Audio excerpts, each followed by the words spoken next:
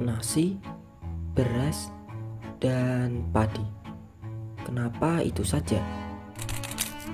Di negeri yang kaya pangan ini, beras menjadi salah satu makanan pokok sehari-hari. Sebanyak 90% penduduk di negara Indonesia menjadikan beras menjadi satu-satunya makanan pokok di kehidupan sehari-hari. Dilansir dari Databox, bahwasanya Indonesia menempati urutan keempat di dunia tentang mengkonsumsi beras sebesar 35,4 juta metrik ton. Lantas, bagaimana jika terjadi sebuah krisis beras di negara Indonesia? Kenaikan harga beras belum menunjukkan Ini tanda pemirsa kenaikan harga naungan. eceran tertinggi. Ketergantungan ini membuat kita rentan. Ketika gagal panen, kita harus membuka pintu impor. Ketika harga beras naik, jutaan keluarga kecil merasakan dampaknya. Padahal di tanah kita yang tumbuh saat ini, sagu, jagung, singkong, umbi-umbian. Namun, keberagaman pangan itu perlahan terlupakan.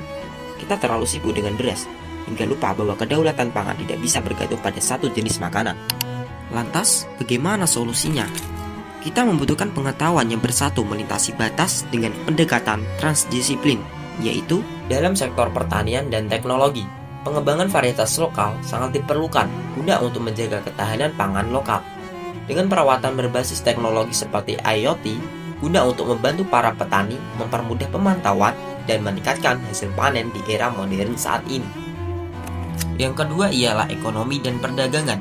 Di sini, pemberian harga yang adil bagi para petani juga sangatlah penting. Tanpa harga yang layak, petani mengalami ketidakuntungan dan produksi pangan lokal berkurang hingga menyebabkan negara harus impor.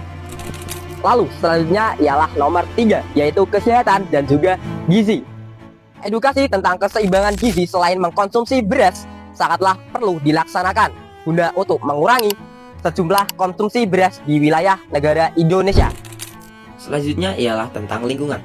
Di pendekatan ini, pengelolaan air, penggunaan pupuk organik, dan rotasi tanaman harus benar-benar diperhatikan guna menciptakan ketahanan pangan yang berjangka panjang dengan penggunaan sistem pertanian hidroponik sebagai sebuah solusinya.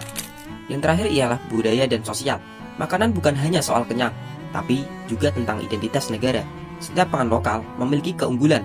Contohnya singkong yang kaya akan karbohidrat dan dapat diolah menjadi berbagai produk tradisional. Disinilah pangan lokal menjadi warisan budaya yang memperkuat identitas Indonesia dan dapat memperkuat ketahanan pangan secara berkelanjutan. Itulah pendekatan transdisiplin, jalan yang tak hanya menambah pilihan, tetapi juga menumbuhkan ketahanan. Memuliakan pangan lokal bukan sekadar nostalgia, ia adalah strategi masa depan dengan bangsa lebih berdaulat. Indonesia tidak hanya hidup dengan beras saja. Dengan pengetahuan transdisiplin, kita bisa hidup dengan kekayaan pangan Nusantara.